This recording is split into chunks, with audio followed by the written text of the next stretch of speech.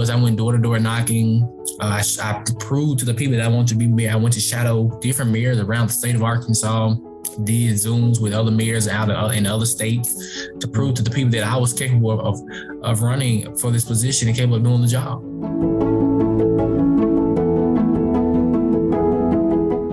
Welcome to Empowering Leadership, a podcast from Dorrier Underwood. Join us as we explore new perspectives on leadership and discover what it takes to be effective as a leader. Here's your host, Doug McVadon.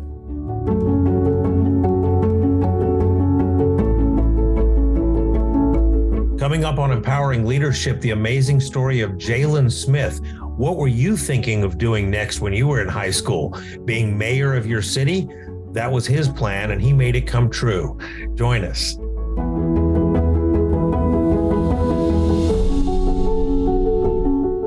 Hello again, everyone. Welcome to the Empowering Leadership Podcast. And I'm very excited today to introduce you to Jaylen Smith. And just to dive right into the story, Jaylen, on the first business day of 2023, you were sworn in as mayor of the town of Earle, Arkansas. And it was a historic first because at the ripe old age of 18, you are one of the small number of teenage mayors that have been elected across the United States, but more significantly, you're the youngest Black mayor in the country's history. Now, I know that's not news to you, but it will be news to our listeners, many of our listeners. So first of all, just welcome and congratulations. Thank you. Thank you for having me. I'm glad to be here, a part of the podcast, and looking forward to this amazing conversation.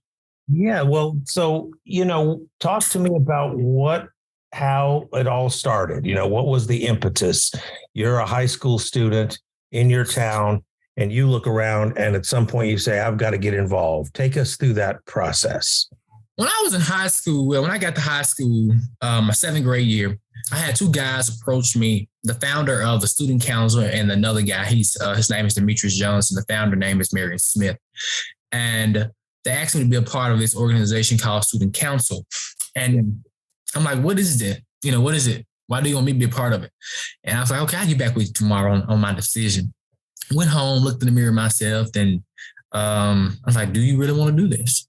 I did it. And the next day I joined the organization. But when I ran for the position, I didn't win the position, but I was blessed to be able to be able to get a higher position than what I was for 2 years. Then moving on to my ninth grade year, our student council name got changed to the Student Government Association. And within that organization, my ninth grade year, I was the secretary then. We got more involved in the school system for not only about the best quality of education for the students in the school district, but we was involved in all student activities. Every student activity came to the student government. So we was very involved in every decision-making process from the students, what's going on with the teachers, the lunch, and different scenarios and more. And not only we was involved like that in the school system, we was also involved here in the community where we advocated for the greatness of the city as far as for our senior citizens with disabilities, the youth, our public safety, etc. So that was part of your student government initiative, was to reach out into the community. So your initial exposure to the kind of community organizing or community activity came from your involvement in the student government to begin with. Right. It all came from the student government, correct. And the next step, I wanted to do more within my community before I moved on. So I ran for mayor of Earle, Arkansas, and happily got elected as mayor. Wow. And when I read about it, you beat your opponent 235 votes to 183 votes. So votes were hard to come by. Each vote really counted. So how did you get the votes? How did you campaign? How did you get that many people to back you as a high school student running for mayor against somebody else who had been, in the city structure for a long time? A veteran you ran against, correct? Correct. Well, I ran my campaign really different from how other candidates run campaigns. I ran on three different things. Where I ran in a Pacific way. I ran on a Pacific way of things. And what I did was I went door to door knocking. I proved to the people that I wanted to be mayor. I went to shadow different mayors around the state of Arkansas, did Zooms with other mayors in other states to prove to the people that I was capable of running for this position and capable of doing the job. Yeah. Not only my high school experience, it speaks volume to the people of this city, and as they cried out for change, and we got it.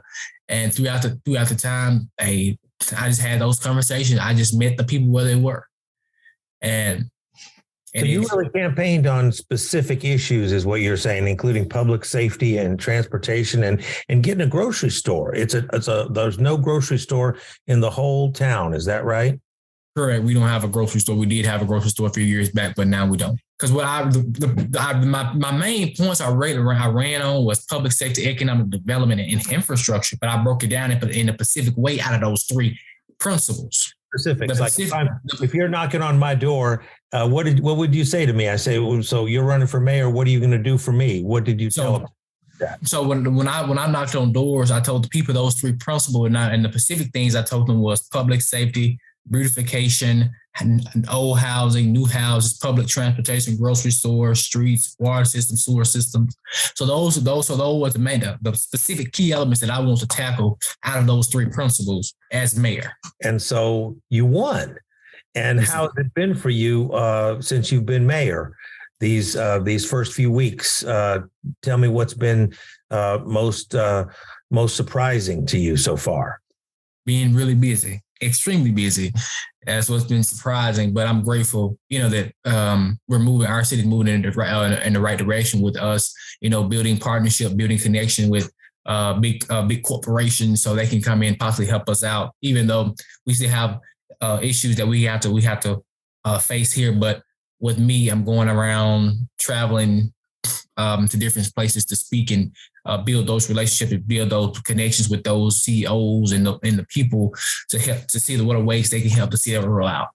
So you're putting yourself right out on the front lines of economic development. You're saying you're going to go and visit these companies and these other places and find out how it works and find out who might be interested in coming to Earle and yes, being part of the revival, you could say. Yes. Yes, sir. That's so exciting. So tell me about the background that you have and your family a little bit. Like I'm sure you've got some support in that arena. Well, my family's been supporting me since day one, and they're still supporting. I'm very grateful for them, and they're just there whenever I need them, and I'm very grateful for them. That's amazing. And so when you think of Earle and what the future is of Earle, it's something that inspires you, right? That you want to cause a new future. Mm-hmm.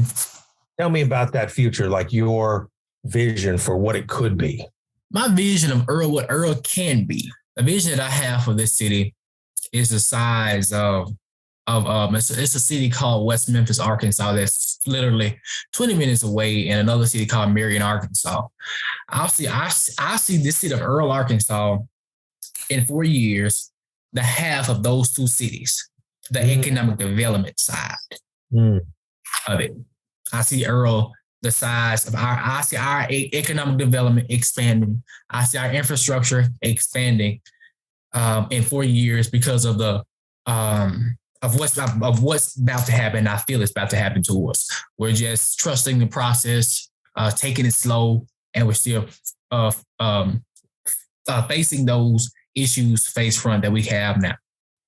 That's so great, Jaylen. Now, I've heard you say that you're a different type of 18-year-old, and that's evident from the kind of things that you talk about. But our people on our podcast can't see that it's also evident from how you dress, because you're in a suit and tie on the podcast, and that's not unusual for you, is it?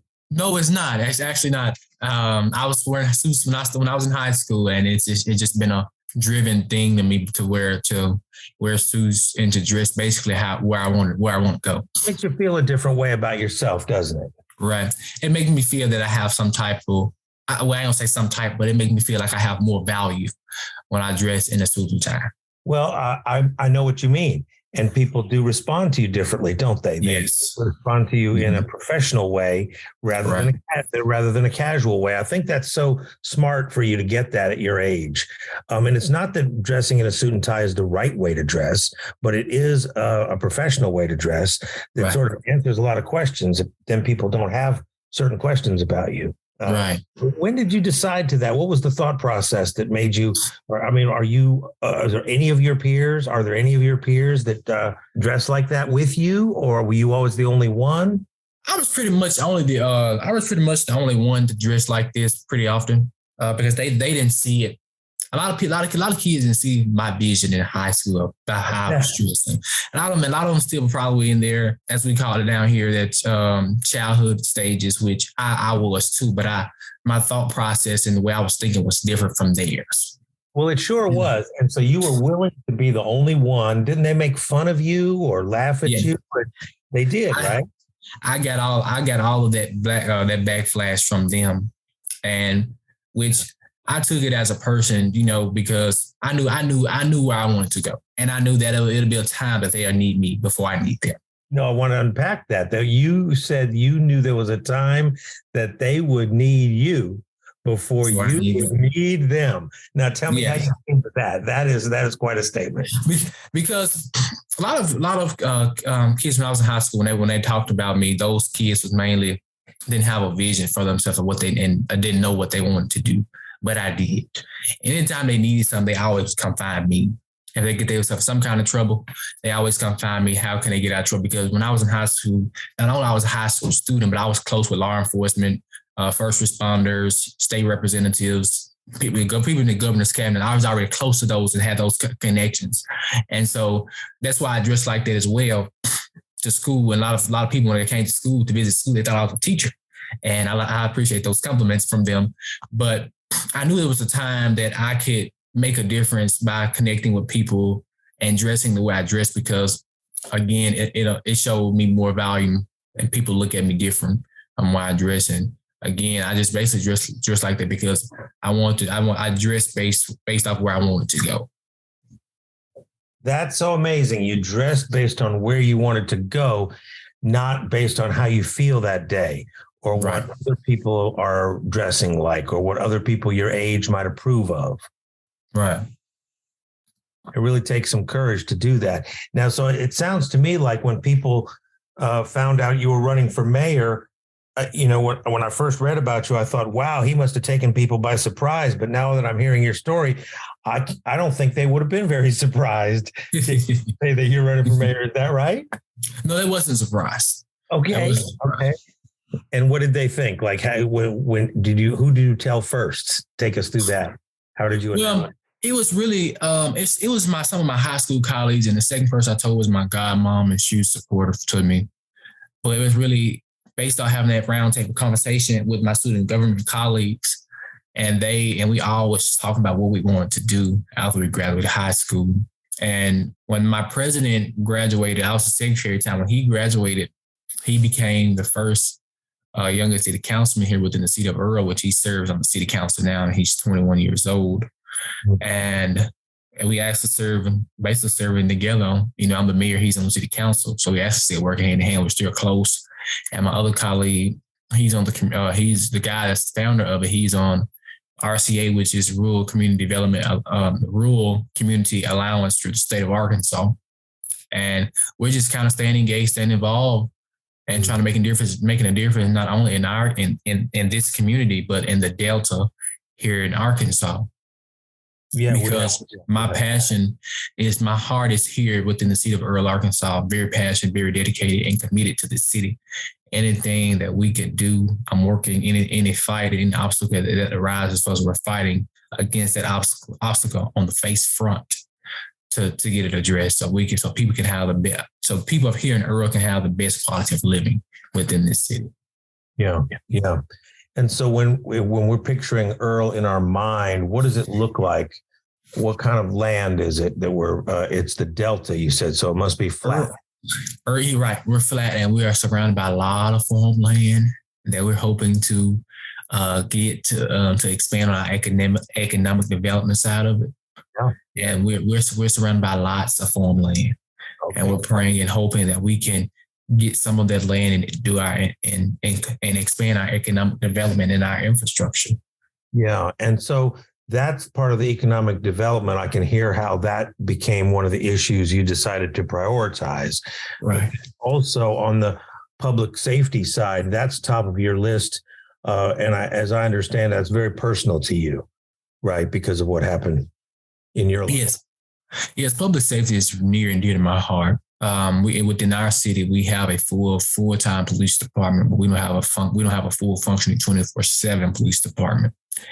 And we're working to find different sources and resources that can help us make sure our police department is full, up to standards, and 24/7, because it's very important to have safety within this community. Well, talk to us about what happened to you in 2016 in your family. In 2016, yes, I had a family member, which is my cousin. He was shot and killed over in West Memphis, Arkansas. We went to the funeral and our house got burglarized, and it was shocking to me because we've been staying in that house since before I was born. You mean while you were at the funeral? Yes, it was. Yeah, right. It got burglarized while we was at the funeral, at my cousin's funeral, right here in the city of Earle, Arkansas. Yeah. And from that day forward, I was passionate before that time, but it made me even more passionate when that happened, because I feel like everybody deserves safety. More police presence within the area of Earle. It speaks volumes. People don't do what they. It won't completely take out crime, but it'll deter and decrease crime more within the city. It will be a deterrent, right? And you're saying that right now you don't have the means in the city to have a 24/7 police. Right. We don't have the appropriate funding to make it happen. But with those sources and those opportunities from the government, it could happen. And so we're just waiting on responses from the government and working and connecting with them on the needs that we want for our city. Then the other part that jumped out to me is this idea of a grocery store. So do you think you can actually bring a grocery store back to a small town like that? I believe I can bring a grocery store back into this community. I'm a firm believer that the better days lies ahead of us, and it can happen. Yes, sir. That's great. And what do you think is the reason that you won? What is the reason that you won right now? I believe the reason that I won, because people wanted change within the community, wanted change. And I'm the type of guy, I'm a go-getter with things. I'm very passionate go-getter of what things people want within this community, because we can talk all day, but the people want to see effort, action, and results. And I believe, we're going to build those connections with the people. It'll make a big difference. So, Jaylen, one of the big things, as you said at the beginning of this interview, that has changed for you is how busy you are. I've seen during this interview, you've had to look down at your phone several times. You had somebody walk in on you. So, what it would just give us a little flavor of your life. I understand you went to LA to be on television. Is that right? Yes, I went to LA to be on the Jennifer Hudson show in December. And wow, been to Chicago to the Rainbow Push Black History program. I just got back literally last night from Plano, Texas, from the Toyota headquarters. What were you doing at Toyota? I was actually on a panel of discussion with other leaders and city officials in Plano, and we talked about my experience and what are ways they can help us out. So a partnership, you mean, between Earle and Plano for development, because they've been a real model of it, haven't they? Being able to bring in Toyota. Yes. Yeah, that's right. You, right? And well, that's so exciting. So you've become a jet setter now.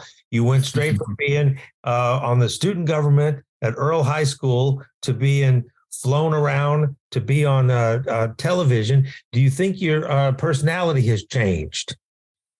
Yes, it has completely. It has. Well, tell me about that. In what way? So it's pretty kind of, it's always busy, with me. I'm always on the road, on the go. Yeah. Going different places, speaking. and going to find some kind of benefits to help our city. But what's been different for you? What's been so different now that you're the mayor? The busy schedule. What I meant is, do you feel different about yourself? I mean, do you feel different about yourself and your future? Let me put it that way. I don't know. No, sir, I don't feel different about myself. I really don't. I just feel it's kind of the same. When I was in student government, I kind of feel the same way. When I participated in there, I feel the same way when I was participating in there because, in the process of trying to move a community, transform a community. Yeah, transform a community. No, I can hear it. It's just natural for you. It's what you would want to do anyway. You would do it in high school. You would do it in your town. You're going to do it at the next level too, aren't you? Yes, sir. And what do you think about the next level? What is that, the next stage for you? Do you have your eye on that at all? Not to push you, but you obviously. Of course. Right? Yeah. Of course. Well, the Lord's will, do another term of mayor. Great. To start with, run for re-election. You got to do your first term and then run for. Got it. And then what about after that? What are you thinking? And after that, I'm going to move up to the state legislative, either a state representative or senator, possibly. Yeah. Or then after that, I'll be moving to probably Congress or governor, whichever way the Lord leads me. Then after that, after governor, I'm claiming it already. After governor, I will be running for the president of the United States. Well, there is a pretty strong track record of people who start in Arkansas government and get to the state house in Arkansas to get to the White House now, isn't there? Yes. Yeah, there's a strong track record on that. All right. Well, we're all going to be watching you, Jaylen, and we, by we, I mean older people than you. The rest of us who are mostly older than you are very excited that you have chosen this path, which is the path of making a difference. So let me just close it out by saying thank you for coming on. Good luck to you in the future. Thank you for having me. This has been an amazing conversation. Thank you again.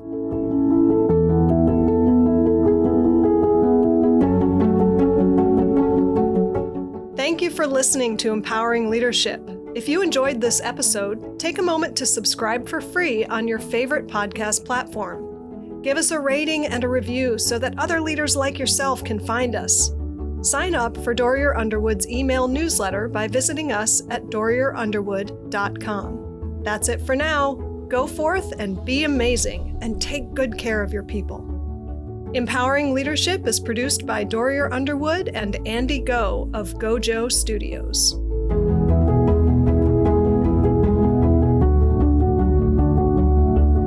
Dorrier Underwood serves visionary companies who are serious about realizing their dreams and who are unwilling to settle for incremental results.